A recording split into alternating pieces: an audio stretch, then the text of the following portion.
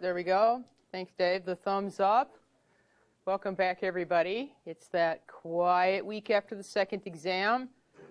Now, all you guys that are actually in here in real time in Jacobs 106, right now the second exam scores aren't visible on UB Learns, but Jasmina is doing the last of the cross checks, so they should actually appear pretty soon. So I imagine most anybody who's watching this video, they would then have already been posted.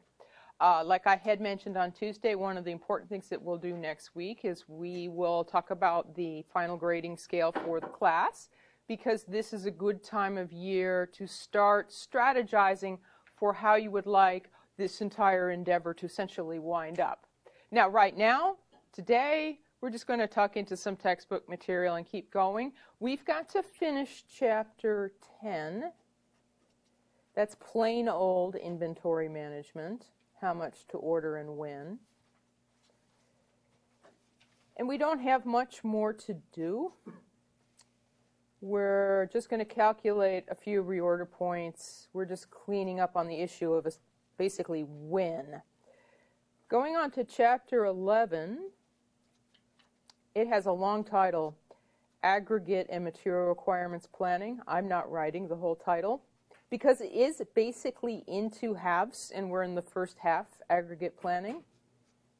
Let's first just talk in words and concepts, a few idea of strategies in aggregate planning, and then I'm going to write something else. We could get started in a useful visual tool for aggregate planning, charting. So I added that to the end of the agenda. You can see that there's a reminder there that the 5th EQS module is open on Monday. It's open Mondays and Tuesdays, Monday and Tuesday. So that'll kind of catch us up in what we've done so far in inventory planning. All right, now, in preparation for that, let's see, where were we when we last left our heroes? Oh, right, I had drawn this because we were talking about not being certain how much you would need during lead time. That's the whole thing with the reorder point, right? There's the classic abbreviation for it. You're trying to guess how much will be needed during lead time. And we settled on the idea that if we're uncertain, it'll follow a normal distribution. That's what I sketched. Oh, so the only thing we need to do, I'm turning to page 102, is to work a couple of reorder point problems that have that assumption in them. Now, this really short scenario right here, let's take a look at it. Suppose we have a lead time of 5 working days on some item. Okay, that's nice. Now notice this. It says demand during lead time, meaning all 5 days, for this item is normally distributed. That's not a very good pen. Normally distributed with a mean of 500 and a variance of 50. And then there are some questions. Okay, I never work one of these problems without drawing a picture. I have to see it in front of me. What we're saying is there's some item and there's some issue of uncertainty. That means that given what was just stated, the uncertainty looks like this. I'm going to try to sketch a bell-shaped curve. Specifically, we're given some data points. The center of that curve is 500. On average, you need 500 during lead time. And the variance is 50, the degree of misbehavior around that number. Oh, and I just sketched this under a statement. Suppose we declare a reorder point of 510. I can draw that. I always want to see the picture. The reorder point is another point on this line that represents demand during lead time. Anything to the left of it, we had enough. Anything to the right of it, oops, the 510 wasn't enough. So I'm basically duplicating with our data the same illustration I drew on Tuesday, because that means that this area right here is the service level. Specifically, there was no numbers on Tuesday. Specifically, the service level associated with a reorder point of 510. Now, we'll just do a few calculations. We'll actually answer that question.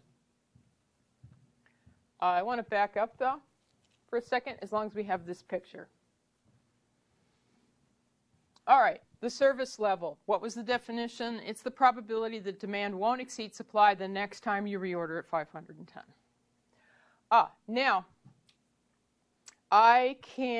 we will answer that question specifically, but as long as we're right here, I can actually create other questions related to this same scenario that are simpler, and they're good practice. For instance, we declared a reorder point of 510 for an item that on average you need 500 while you wait during lead time. So what is the safety stock associated with that policy? Does anybody remember that from Tuesday? I know it's been a busy week. We said that the safety stock is the difference between, on average what you need, what you would expect, and what you actually order at. It's the padding. So a related question to this scenario, what's the safety stock associated with a policy of reordering at 510? 510 minus 510 units. Okay. I can look at this. I don't have an exact answer. Here's another question. It's actually quite simple. Given now that we've bought into this idea that demand during lead time will, if we're uncertain about it, will always be normally distributed, what's the service level associated with reordering at 500? Not what it says here, but 500. Because that's easy. It doesn't take any calculation. Under these conditions, if you reordered at 500, what's the chance that you'd have enough? Anybody have a sense of that? Oh, somebody whispered it. 50%. Yeah, 50-50. Okay, we're just reviewing some of the things that travel along with this reliably all the time. Okay, if you reorder at average demand, the implication is half the time that will be enough and half the time that won't be enough. All right, that would be a safety stock of 0. No, but we're not talking about reordering at 500. We're talking about reordering at 510. All right, we'll do the calculations to find out what that service level is. But one last note, as long as we're stopped. Setting a reorder point or evaluating a reorder point, because there's essentially, just practically speaking, there's two different types of reorder point questions. There's questions in which there's a reorder point and the reorder point is being questioned. What's the service level? What's the stock out risk? What's the safety stock? And then there are questions in which some other information is provided and you have to actually set the reorder point. We haven't worked on that one yet. So we're evaluating this particular reorder point. One last thing. We said, doesn't matter any reorder point, it's all about demand during lead time. You have to know the distribution of demand during lead time. In the book, there's a series of formulas for a series of scenarios in which, for instance, you know what daily demand is and you know what the length of the lead time is, and the length of the lead time is fixed, but daily demand varies, and it tells you how to derive demand during lead time. There's another scenario in which, it's the lead time that can be crazy. It varies, but we know how much we need each day, and so you use these formulas to derive demand during lead time from that situation. And then the craziest of all scenarios where daily demand varies and lead time varies, and you use these other formulas to derive demand during lead time. In this intro class, this will actually be on the study guidelines for the third exam. I'll always give you demand during lead time. We'll start with the distribution of demand during lead time. And that doesn't have anything to do with the snow day. That's just kind of like a logical reduction for our class. And that's exactly how this was stated. Okay, demand during lead time has a mean of 500 and a variance of 50. If we reorder at 510, I just need to figure out how much of this curve, what portion of it was in fact trapped to the left-hand side of 510. So I wish I had a chart or something that told me if you cut a curve like this with a mean of 500 and a variance of 50 in a certain place, how much of it's to the left and how much of it's to the right. And I don't have any such chart. But virtually any textbook related to business analysis has this chart in the back. right? We can take any curve and we can translate it into this particular curve, the standard normal curve, a peculiar normal distribution that has a mean of 0 and a variance of 1. Oh, and given that we translate it into this curve, we can then look up, that's what this particular table is communicating, is if you cut it right there, that's how much is left over. All right, so all we've got to do is recall from memory how one takes this curve and translates it to a standard normal curve. Well, that would be the z-score or z-value, in which we take the number that we're evaluating where we're making the cut, all right, the reorder point, and we subtract out our particular curve center and we divide it by our particular curve standard deviation. So in our case, I'm just going to fill in the numbers. That's 510 minus 500 divided by, I got to be careful, I was given the variance, I have to take the square root. It's always the standard deviation that's in the denominator of that particular well-known formula. All right, so I get this value, 1.41. How's that? What's that got to do with service level? Well, that tells me that if I cut a curve that has a center of 0 and a variance of 1, and at basically the same place as that reorder point, I would be cutting it at the z at 1.41. So to find out the area behind it, I look up the first two digits, 1.4 is the row, and the third digit is the column. Do you see that? 0.9207? 0.92, I got to remember that. 0.9207, 0.9207, 0.9207 from table. That's actually this, 0.9207. Oh, that's actually our answer. Doesn't require any further revision. The answer is about a 92% service level, 0.92.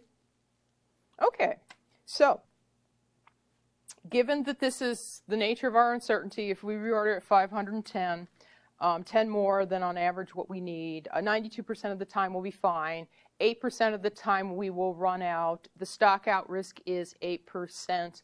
The service level is 92%. These are all equivalent statements. Oh, all right, so we evaluated that particular reorder point. Now, most of the time, especially firms that use reorder points, like things are flying off the shelf and they have particular reorder points that then trigger the orders in the back, they generally will have hundreds, sometimes thousands, easily in the case of a supermarket, stock keeping units. They don't set individual reorder points for all of them. It's not practical.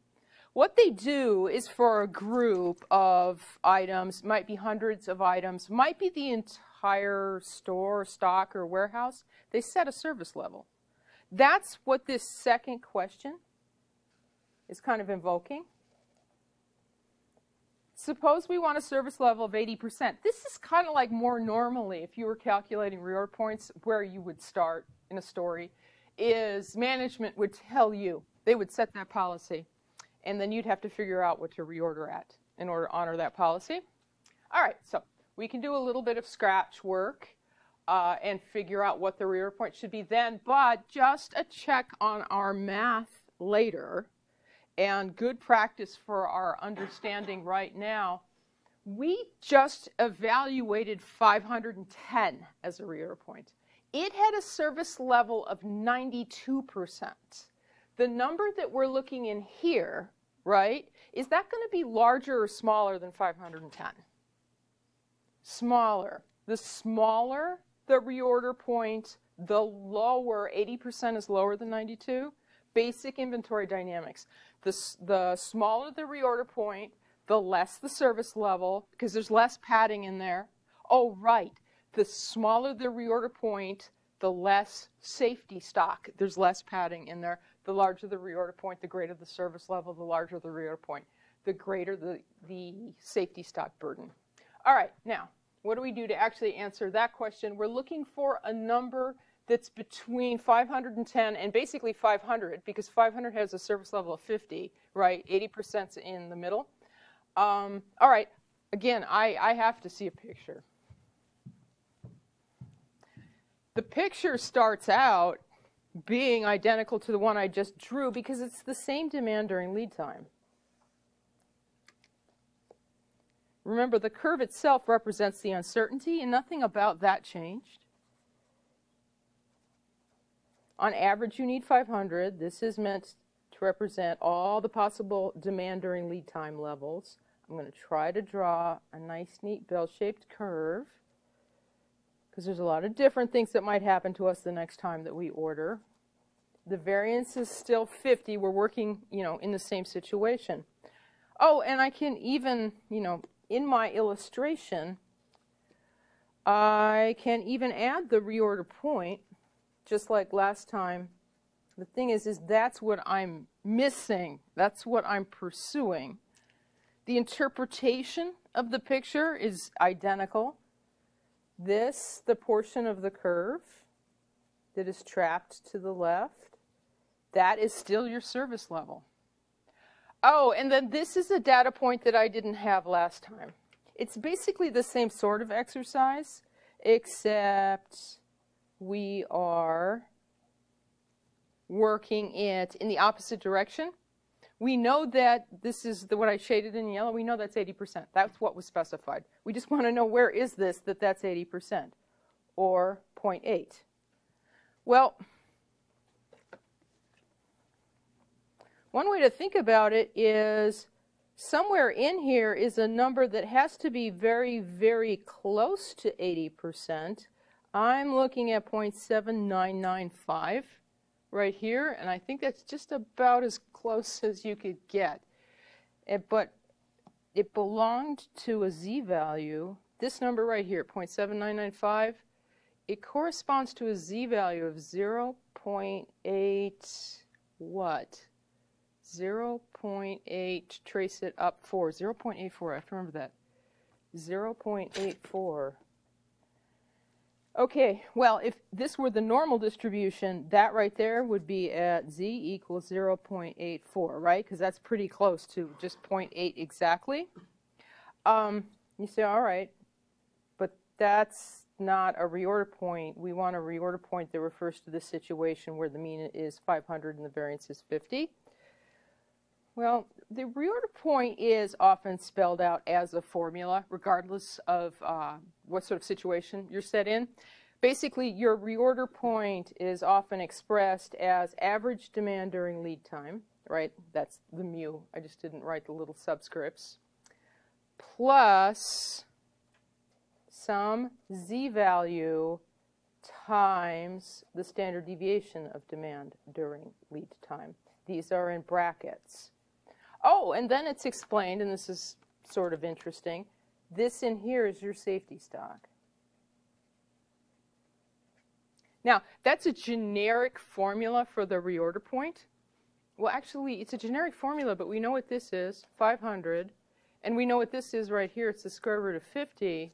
There's this thing, the z-value. Oh, right. That's actually how you set a reorder point that provides a certain service level. That's where, essentially, that's where that goes. But another way that you could think about this, if you wanted to, would be to go back to this expression up here, put 0.84, put a 500, put the square root of 50, and just solve for the reorder point. That's essentially what we're doing. I'm just presenting it this way because that's the classic textbook way of presenting the formula for a reorder point. Oh, and we found the particular z-value that will deliver to you almost exactly 80% of the curve behind where you're choosing to take a stand right here, and that's exactly what's been requested. So on my calculator, that comes out to a little messy, 505.93 some odd, of which I am pretty comfortable with rounding to 506 because the decimal place is not a it's not a helpful recommendation if you're talking about an actual reorder point. Oh, all right, and then I can do the check on my math. Because quick, 506, yes, it's between 510 and 500. That's good because the 80%, that was between the original 92% and the 50% service level. This 506 has safety stock implied of 6 units. That's less than the one above. It's a lower service level. Okay, so everything's turned out consistent. This exercise that we just went through is, in terms of its arithmetic, essentially the same exercise as when we were trying to figure out the deadline risks in project management. Remember that? The thing that we weren't sure about was how long each one of the paths was going to take, and you were right. This is the same exercise. This is why this tool is so popular, is because it's so adaptable. That's basically just changing its skin. Any questions? Okay, with reorder point questions in this class, the important thing is demand during lead time. We'll always provide you information about demand during lead time. You just need to know how to harness that information. I think if you turn the page, we are neatly, yes, wrapping up on this material. What are these answers?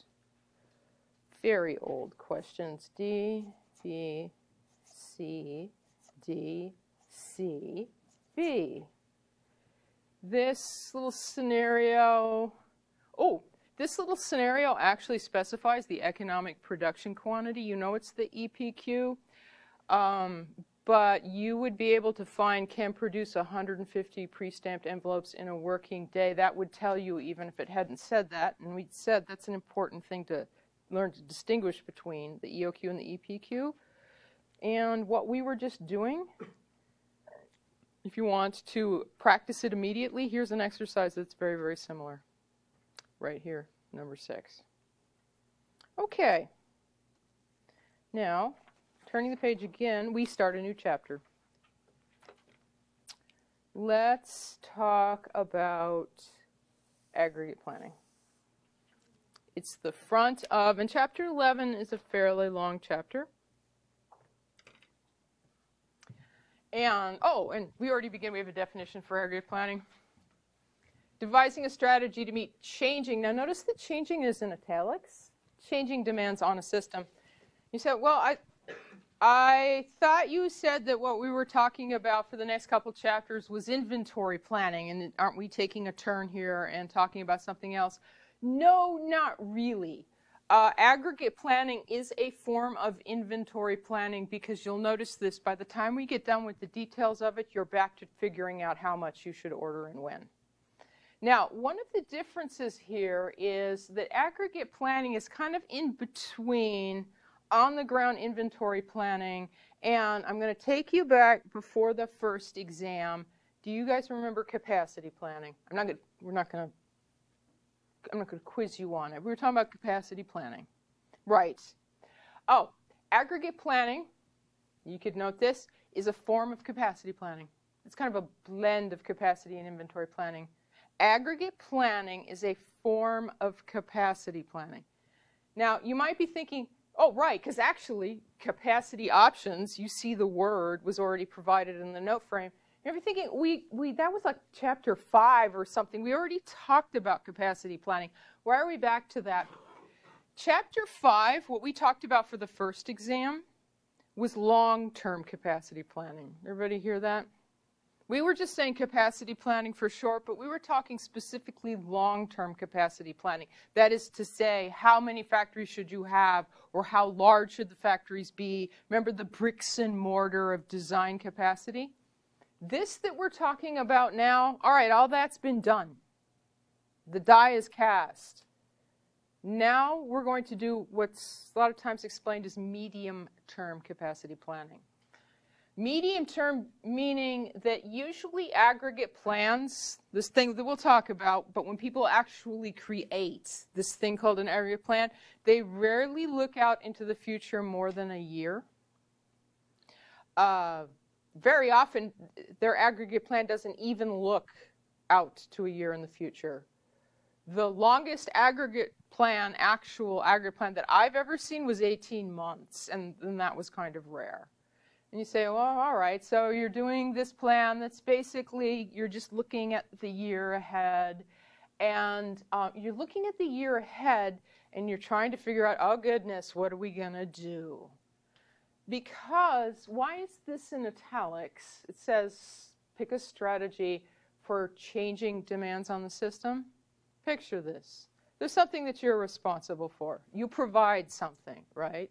Through a facility, through your own business. If the demand on you never changed, like customers always wanted the exact same amount every day, every month, every year, it wouldn't be very hard to plan for this facility, correct? You just basically figure out at the beginning what's the absolute best way to set up for that, and then that's all your decisions are made at that point because nothing ever changes. Now, I have never seen a business that fit that description exactly. The challenge in aggregate planning has to do with you're looking out about a year, you're looking at the probably be a quiet period, like here on the North Campus during the summertime, generally less people, and then we get busy again in the fall, there'll be a peak period. How are we going to cope with that? We've got some sort of forecast. I was just describing one, right, for activity like here on the North Campus. We had talked about forecasting before the first exam. Okay, this is all under the agenda item of strategies. Because if you're responsible for a facility, if you provide something, the first thing you have to do doesn't have anything to do with numbers. Is you need to pick a strategy of how you want to face this, how you want to cope with this. There's, broadly speaking, 3 different things you could do. And then in reality, we'll treat them like different things, right, so that we get a good picture of each one of them. Yeah, you'll find a lot of companies may do a blend then, but there's like 3 different elements to pick from. The first element here, it says capacity options. It's actually explaining the strategy. I've been standing in front of it.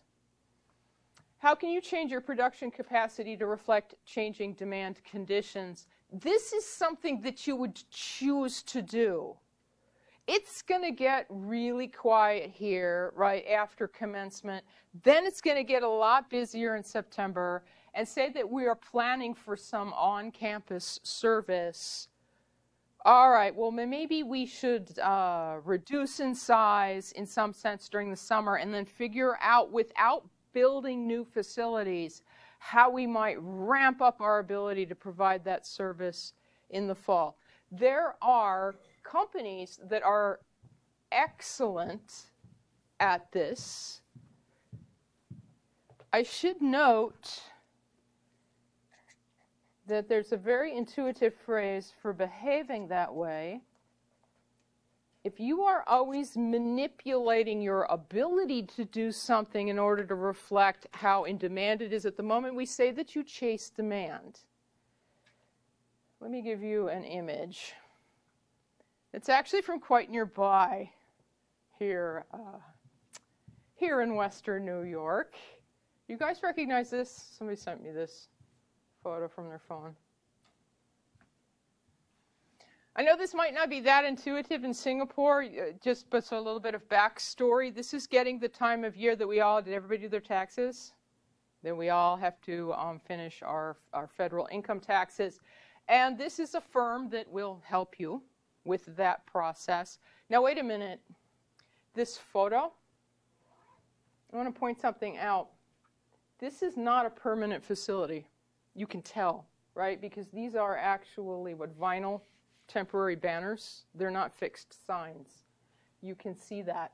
You say, oh, all right, well, you know, if they operate out of that location, then why don't they just go ahead and create some permanent signs? Because they don't always operate out of that location, because this photo was taken about this time of year when they're really, really busy, right? They most likely, I actually don't know if that particular firm, this particular shot, this particular building, but they most likely don't own that building, right? They've just rented it for tax season. They've set up a temporary facility, they have, and this is what we're looking for in chasing demand, they have figured out a way to temporarily increase their capacity, in this case, the ability to serve customers, right about this time of year when it gets really busy and everybody realizes they haven't got their taxes done yet. Oh, right. The question on the note page is, how could you do that? And that is a very typical option that's exercised by firms that chase demand. They very often rent temporary facilities or more equipment when they're looking at a peak period. They don't invest in it in the long run, but just when they know that they're going to be busy, they will rent a temporary, or location is another way to think about that. Now, what we're looking for is options that you can exercise, that you can temporarily provide more and then back it down later when we go into the quiet season. I've got a couple listed in my notes. There's several that are discussed in the book. Let's think about this. Think about EG tax that we were just looking at. If you had to guess, and I'm making you guess, do you think that the folks, if you walked through that door, do you think that they work there all the time? Well, obviously, they can't work there all the time because we just said that's temporary. Do you think they work for EG tax all the time? Probably not, because this would make sense, right? Right about this time of year is when EG tax would be hiring, oh, keyword, temporary employees.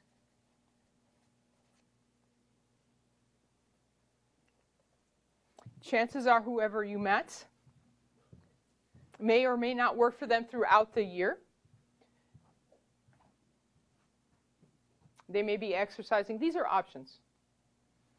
Now, in order to remember the capacity options that you might manipulate, it just depends on your business whether it's an option or not, that you might manipulate if you want to chase demand. I want my ability to provide to be a lot when it's a peak period, and I want the ability to essentially shrink when I need to, because it's a low demand period.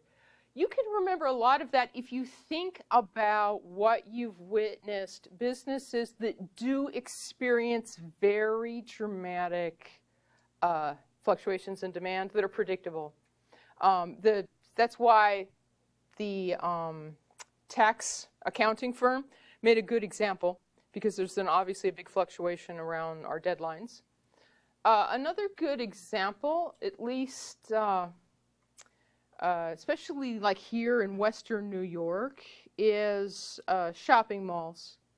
Most shopping malls in North America, they do 80% of their business during 1 month of the year. Does anybody have a sense of what month that is? Shopping mall. December. Yeah, December. The holiday shopping season.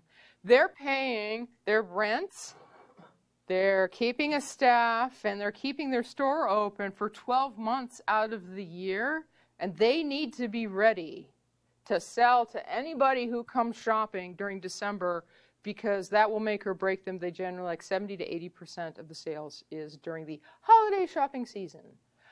Okay, so if you think about things that you've seen, where during that time period they're trying to be ready, you actually could fill out a bunch of these other ones, because they do. They hire temporary employees, but you know, it's related to, but it's not the same thing as temporary employees.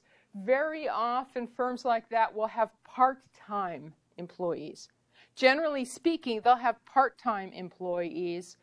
The part-time employees don't get a lot of work during the quiet season, but they're maintaining part-time employees because they expect everybody to work all the time right during the peak season. So that's another option if you want to fall into that habit. That's another place where you'll see, like for especially holiday merchandise and toys, you will see firms that sell throughout the year rent extra space. They'll have like satellite stores and chocolates, things like that.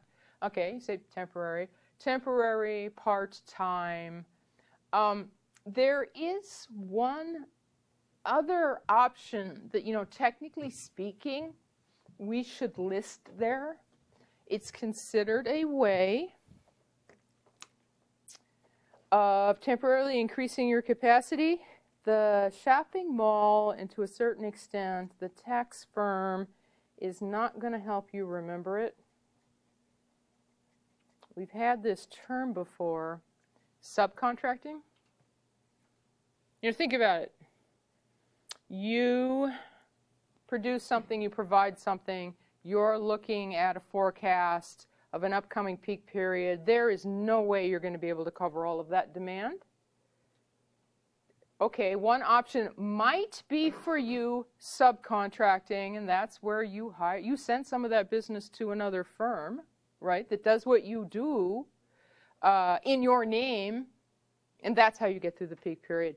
Now, any of these may or may not be an option, depending on the situation. We should come back to that thought after we've looked at the other two, because there is an entire other opposite strategy to chasing demand. You could simply ignore the fluctuations in demand. That's what this is meant to evoke here. How do you not change your production capacity despite demand conditions? How do you, and a lot of companies love to do this, instead level? They level production, level capacity, level schedule. They're levelers. And just to give you an image,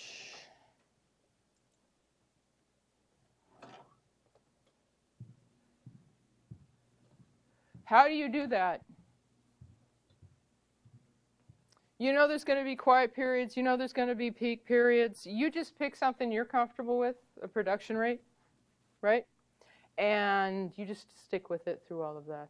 Despite the fact that sometimes you're getting lots of orders, sometimes you're not hardly getting any orders, you just produce the same amount each time. Actually, I would say, loosely speaking, all companies would prefer to do this because it's the easiest to plan for, but there's a catch to it. Now, that didn't answer the question that was posed. Okay, it says, like, how do you not change your capacity? Notice what happens if demand is fluctuating and you ignore that and you work at a steady rate. What's the nature of the two images? Mine is pushing out coal at a steady rate. It may be consumed very heavily in the wintertime by electrical power plants and not so heavily in the summertime. During the summertime, when it's quiet, what's happening? Inventory's piling up. Now, flip side of that, we are providing something at a steady rate during a peak period. The other option, technically, that we might be exercising is the right to stock out. We know there's a peak period, right? But we don't want to chase demand. That's too disruptive. It's too hard to plan for. And we'll build up some inventory during the quiet period. And you know what? It might not be enough. This is technically an option. It might not be enough. We might run out during the peak period. Okay. It's considered the exact opposite attitude towards how are you going to cope with changing demand. I had said, oh, you know what? It is pretty popular with those that use it because it's easy to plan for because you just pick your production rate once and you just work to that nice steady pace. There's a catch, and the catch isn't simply, running out, although that's a little disturbing. Not every company can use this because the option that you're exercising is that you can build up inventory, right? And then it will be used when it gets busy. What kind of business can't put its output in inventory? Services. Okay, oh, right away, this I said, oh, the second strategy, the middle of the page, we're only talking about manufacturers. Right? They may or may not be doing this, but it's only those that provide something tangible that can be stored that could even consider this in the first place. Okay, so it's a much narrower group that could even pick from that. Now, that's only the second of three. basic, broad categories of strategy. The first two are grouped under capacity. Because basically it is change your capacity or don't change your capacity. But both of these two strategies concern your capacity. There's another way to go about this. You could attempt to change your demand. Because that's the problem, right? You're looking ahead and you're realizing that the customers are all going to want this in May. Say you're, a service. Say you're the airlines. And you're realizing just as soon as everybody gets out of school, everybody's going to want a ticket, right? We have only a certain number of seats that are throughout the year. They would say they want to encourage you to flatten that pattern, but I think it's kind of like more accurately described as they want to discourage you from creating very tall peaks in demand. What do they do to gently discourage you from necessarily traveling when everybody would if all things were? They manipulate you. They raise the prices. Pricing. You know, we're talking about this is, you could try this. How do you do it? Just like the other stuff, you know, chase demand, part-time workers, renting facilities. Demand options. Oh, level demand. You know, in terms of nicknames, each one had a nickname. This is often known as leveling demand, and pricing is the single most powerful and most common option that is being exercised. They say they're giving you a discount during the quiet period so that maybe you would add yourself there and raise those up. But, you know, I kind of think they're sort of discouraging you from joining the peak, so they're trying to suppress it down. So pricing, to a lesser extent, promotion, you know, for your marketing concentration, promotion is also used. It's really rare to see promotion used that doesn't also involve pricing, but sometimes. I went, like I said, like a million years ago in class, that I went to graduate school in Florida, and we would see an example of that because we would see commercials for Disney World, which was like 2 hours down the road in Orlando, and the commercials would be during their quiet periods. Hey, we're Disney World, remember us? We're just 2 hours down the road. The commercial's very much to the viewing area there in North Florida. Come on down this weekend. Put the kids in the car this weekend. Come see us. Trying to put that idea into people's heads while they're quiet. They're underutilized, right? And they're trying to promote the idea of using the park to the people whose kids don't have to be out of school, you know, this weekend. Right. And I am dragging up that example from memory because that's one of the few times I've ever seen they weren't offering a discount. Most of the time with the promotion, you know, there'll be some sort of, no, they weren't offering a discount. They were just saying, we'd love to see you specifically who are within commuting distance, and only right now when we're, otherwise traffic is pretty low at the park. Under demand options, there's one other option that is kind of specialized. It might work for you really well, but it depends what you're doing. This is all about leveling demand. Like if you had a graph of your demand over the various months of the year, how could you make it flatter? Pricing, promotion. That's what comes to mind a lot. There's one other thing, and I should spell it. That's why I'm trying to catch us up here. I'm writing counter seasonal product.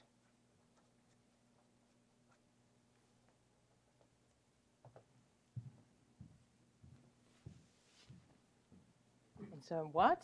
Okay, this is a very specialized case, but it might work really well for you. You have a business in which demand is highly seasonal. There's a certain time of year everybody wants your product, and other times of year nobody is interested.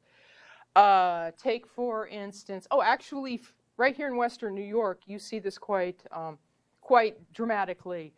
Take, for instance, anything related to snow removal. They're snow removal companies.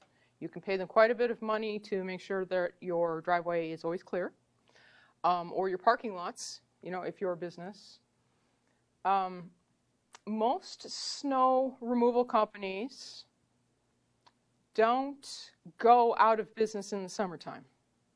They have found, this is an example of a counter-seasonal product, a product that you can provide with your same business, pretty much your same equipment, but the second product has the opposite pattern of peaking. What you're doing is adding the two together to stay busy throughout the year.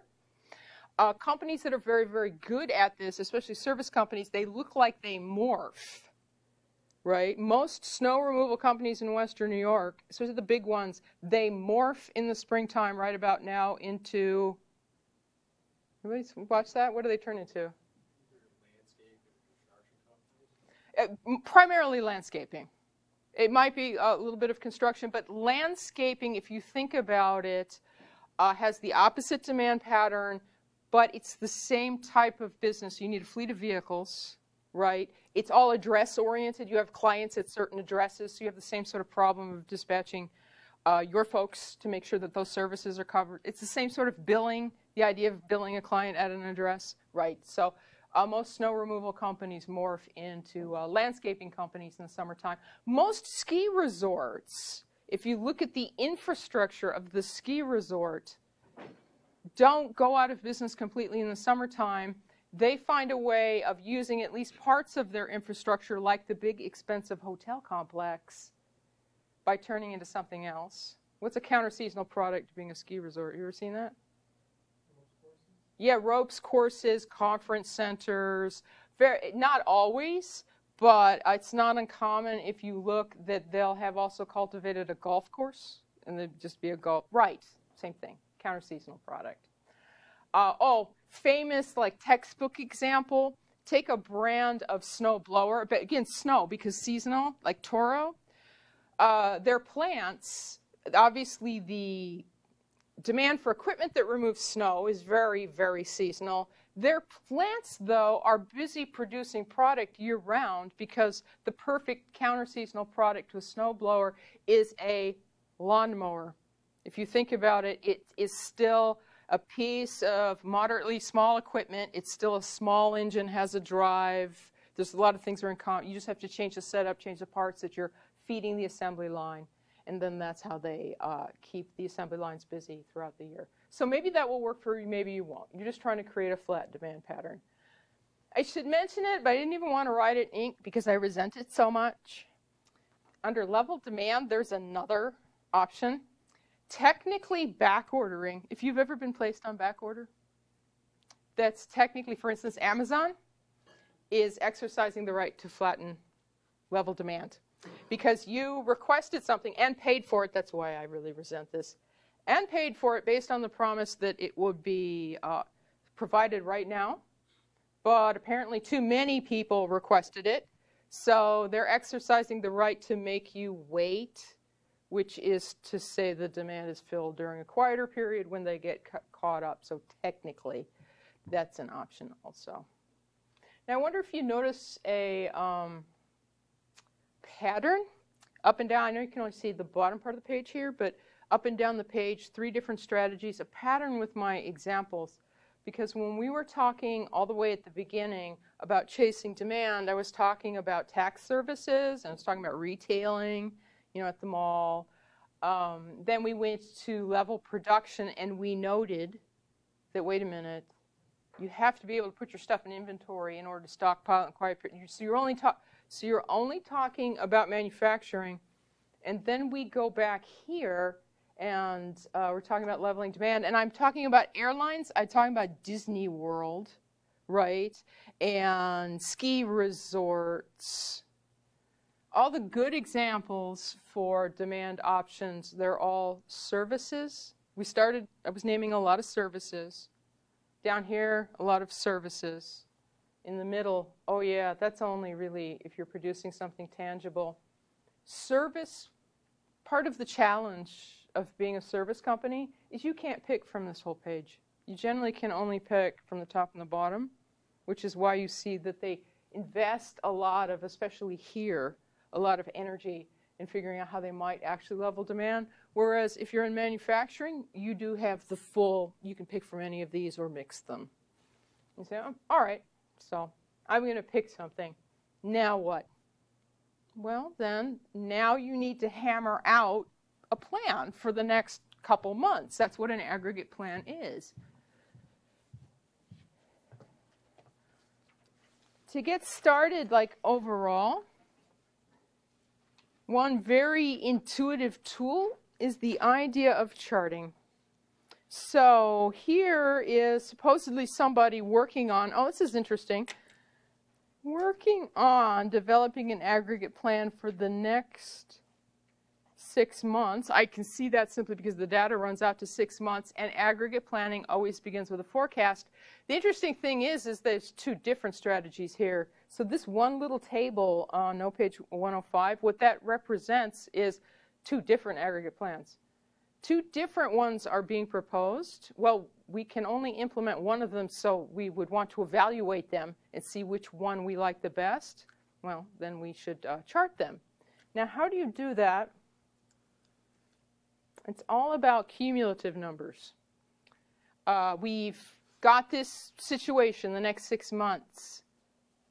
This is what's going to be needed each month. At least that's our forecast. Do you notice how we have some peak periods and some very quiet periods?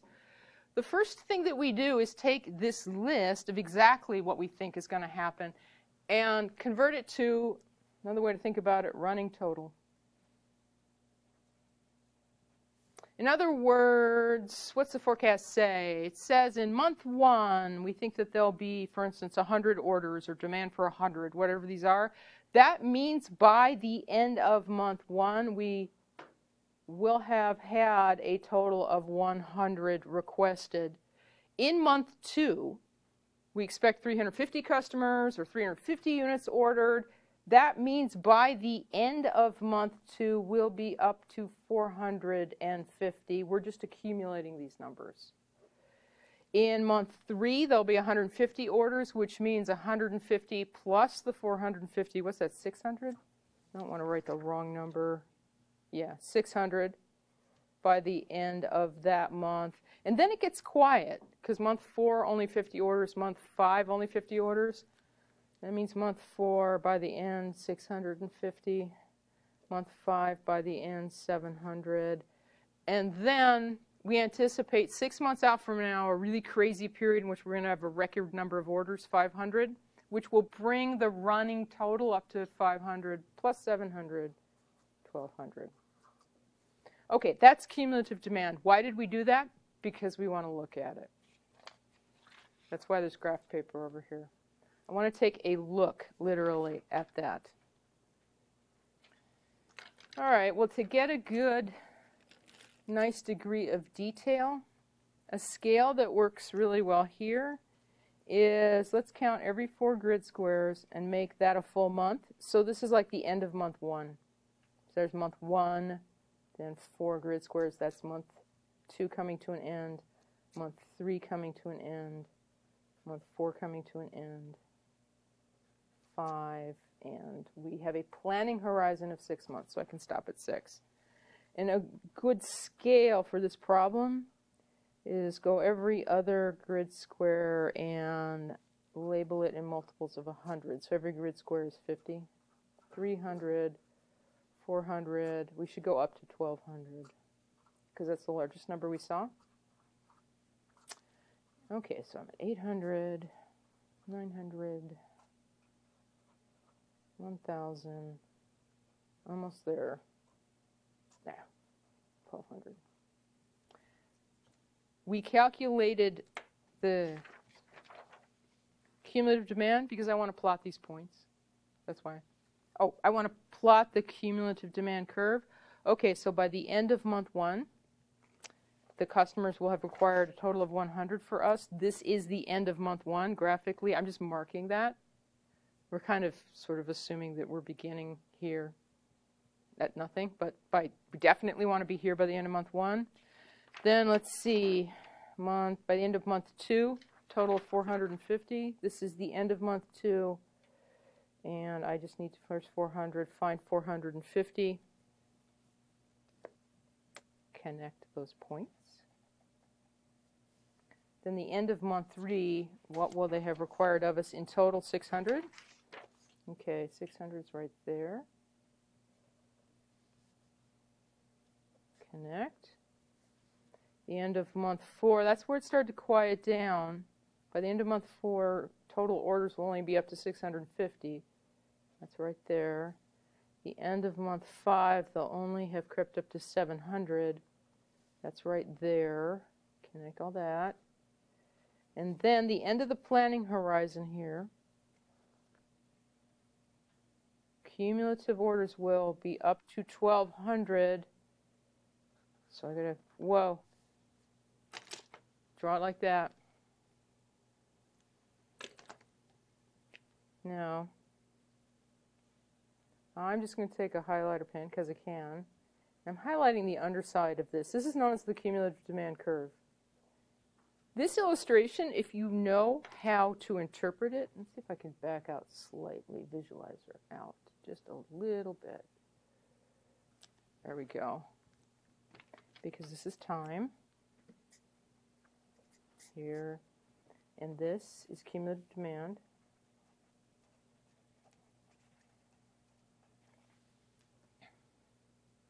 If somebody like gave you this illustration and said, well, you know, this is cumulative demand over the next 6 months, there's a way to read this to get a sense of how it's going to go, at least in terms of customer demand over the next 6 months. The reason that I highlighted underneath what I had drawn is I find that it's the most helpful to then picture this as if it's a hillside. Did everybody hear that? It's a hillside. This is actually your future for the next 6 months. We said, well, okay, pretend like it's a hillside. Anywhere as you travel, the hiking is going to be kind of rough. You are passing through busy demand periods. Anywhere that it's kind of leisurely, it flattens out. You are traveling through, look down here, 4th month, the 5th month, the quiet periods. Oh, and so this cliff face right here, right, that's that one big 500 that's on the end of the forecast. That's going to be very, that's going to be the busiest month yet. You say, well, yeah, okay. This is demand. I thought this was about evaluating a plan, not the forecast. Well, this is a tool for evaluating the plan because pick one of the plans from the other page before. Like take, for instance, the, labeled chase strategy. Now notice that this chase strategy, the demand is not, or I should say production, however much we're going to provide or produce, is not exactly the same thing as the forecast, but I see that it's trying to mimic it. Because, for instance, there's a period in which we shut down, and that's one of the quiet periods. At any rate, let's take a look at this. It's the same process. Take these numbers, turn them into running totals. If we follow this strategy, right, we'll have produced 100 by the end of the 1st month. Then 100 plus 400, we will have produced a total of 500 by the end of the 2nd month, 600 by the end of the 3rd, 700 by the end of the 4th. We're planning on taking a holiday in the 5th month so that by the end of the 5th month we're still at 700 made, and then 700 plus 500. Oh, I think I see where this is headed. We do wind up producing exactly what was asked for over those 6 months. Take these numbers and let's carry them over here. Oh, all right, I'm going to chart the strategy.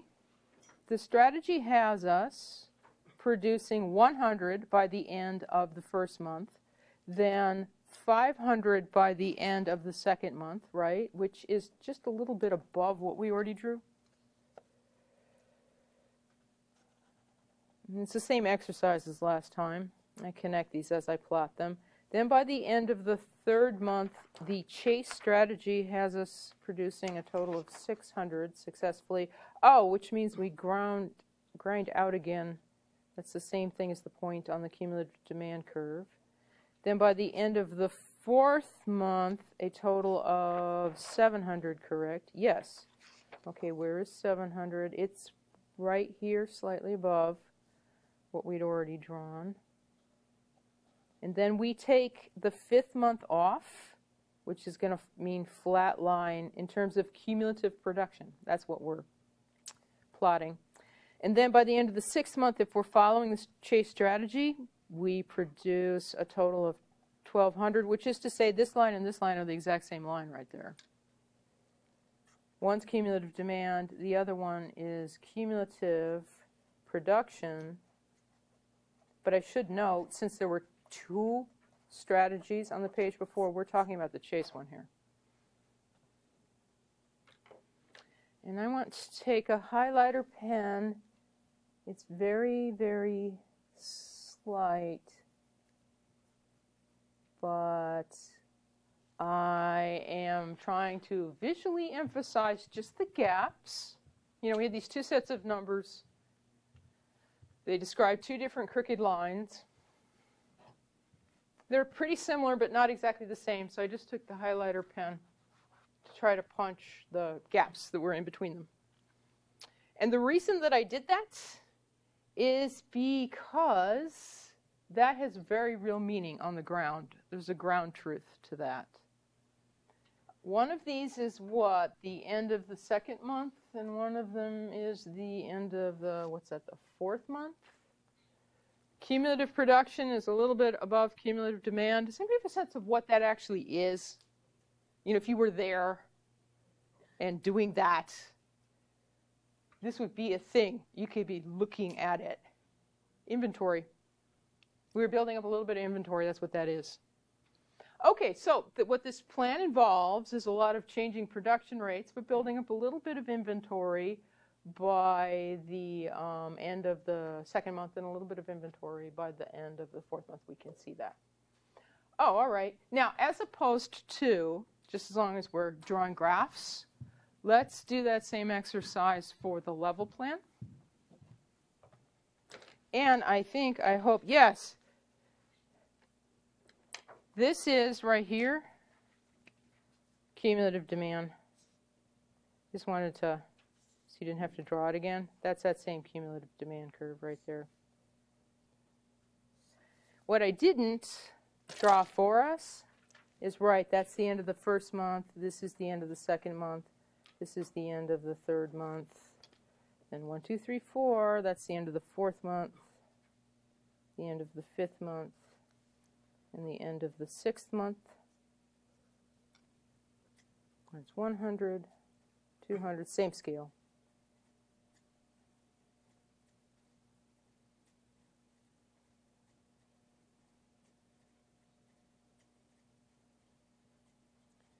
And I'm going to quit when we get to, there it is, 1200. Okay, so this we've already seen. That is actually our situation. This is what we're up against. What was the other strategy? The other strategy was just pick a rate and stick with it. It's a perfectly level plan. It says produce 200 a month. You can convert this if you want to cumulative numbers. I mean, that's easy. It's multiples of 200. And you can plot all of these points separately if you like, or there's a shortcut in charting. If you're talking about a perfectly level plan where you only ever do one thing all the time, that's going to describe a straight line. Which means if I have 2 points, I found the line. One of them would be at the end of the first month, we'll have produced a total of 200. That's what right here. And then at the end of the sixth month, it winds up the same place as the other strategy. We'll have produced a total of 1,200. I've got it. Connect the 2 points. That is cumulative production, cumulative production but it's for the level strategy. It describes a perfectly straight line. And if you want to continue it from, it's kind of optional, the beginning, because one assumes you started working right here, then just connect it down there. Now, we see something that we saw last time, cumulative production, cumulative production. A straight line certainly doesn't fit a crooked line very well, so there's lots of gaps, including this great big one here. And one other little one in here, but I want to pick a contrasting ink color for that one right there.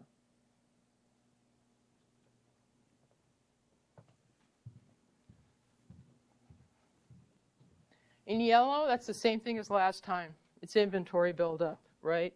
You're going to have some inventory at the end of the second month. You're going to build up quite a bit of inventory. This is stockpiling. On a chart, this is actually what stockpiling looks like. We're working at a steady rate, but demand has flattened out, and so it builds up a large stockpile.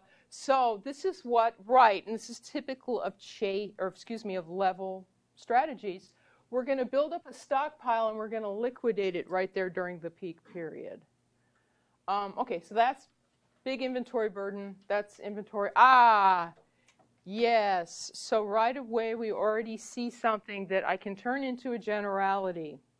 Generally speaking, if you're producing something, chase demand strategies have very slim inventory, right? Because you're always mimicking exactly what's being required. Level strategies are associated with stockpiling, building up large inventory during quiet period and then selling it off during peak period. There is one other feature on this particular chart we didn't have last time. That's why I wanted to pick a different color for it. Oh, it's another little gap, except it's different from the other two because this is where demand rides up above cumulative production briefly. It is at the end of the second month that would happen, and that has a ground truth. Anybody have a sense what that is? It's the opposite of inventory. This is a stock out. That's what it looks like when we're not keeping up. Oh, all right, so if we produce this rate of 200 a month, that's nice. I mean, we'll wind up in the end producing exactly what was asked, but by the end of the second month, we'll have fallen behind customer demand. And this is, it depends on what the actual business is, but this is a little group of disappointed people. The assumption is they've been put on backlog and made to wait, but that's what that looks like. It's essentially negative inventory. Oh, and that point on this particular graph, it has an identity all its own. Say that you didn't like that. You say, oh, well, no, well, picking between these two, I don't want to stock out. Well, that does imply, at least here at the beginning, you're going to have to work a little bit harder to clear that, right? A higher production rate. This is known as the natural planning horizon. Anybody ever heard that term? Goes back to picture this whole thing, the dark line, as if it's like a mountainside. If you're a level scheduler, because that's when the natural planning horizon is of interest to you, if you prefer level schedules, well, that means that your plan in terms of providing value is going to be traveling in a straight line. Don't think of yourself as a hiker, think of yourself as a pilot. You take off at the base here, your rate of climb is your production rate. The natural planning horizon is that part of the mountain that's actually sticking out. That's what you have to clear if you don't want to stock out. The way that you could find it is just that. It's a straight line. We see in straight lines. And if you don't want to stock out, but you want to work at a steady rate, what you have to do is get a straight edge and drop it down until it hits something on the mountainside, which is that point, right? If it's pivoting here, that's the point that's jutting out. It's called natural planning horizon because if you were a person on the tarmac looking up, that's as far as you can see. That's in the way of seeing all the way to the end. And so It's not the end where we do need to provide a total of 1,200. It's actually that point right there, the cumulative demand at that point right there, that you should base your production rate on if, in fact, you don't actually want to make contact with the rocks, so to speak. So that's sort of interesting. Natural planning horizon. But this is really only of interest to you if you are a level scheduler. Oh, now, a little side note. I keep saying that's like a lot of inventory, little bit of inventory. We could be more specific than that, and actually we should, in order to continue to develop our plan. What are the exact inventory levels? INV, inventory. Let's calculate them for the level plan. If you have drawn a chart, there's a really fast way to calculate the exact ending inventory levels. You just say cumulative production minus cumulative demand. That was an accumulation of 100, 200 minus 100 of 100 units at the end of the first month. Then notice this, 400 minus 450, the inventory runs into the negative. That was that shortage. You end that month actually being 50 units behind. You catch up, though, because 600 minus 600 is nothing. You have no inventory. 800 minus 650, what's that, 150? By the end of the fourth month, you've built up 150. Now notice it's climbing, 1,000 minus 700. By the end of the fifth month, you have 300 units sitting idle in inventory. And then the end of the planning horizon, 1,200 minus 1,200, you sold them off, plus all the stuff that you produced. It is super easy to calculate ending inventory levels if, in fact, you have done the cumulative amounts. There's another way to calculate ending inventory levels. Is there any chalk? Just in case you weren't drawing a chart and didn't have cumulative amounts. Aha! And I think you've had this in another class. Let's see. We're concerned about inventory at the end of a certain month. So I just write T. Oh, inventory logic. The inventory, like how much stuff am I going to have at the end of this month? Well, it's how much stuff I had at the end of last month. Oh, here's another way to think about it.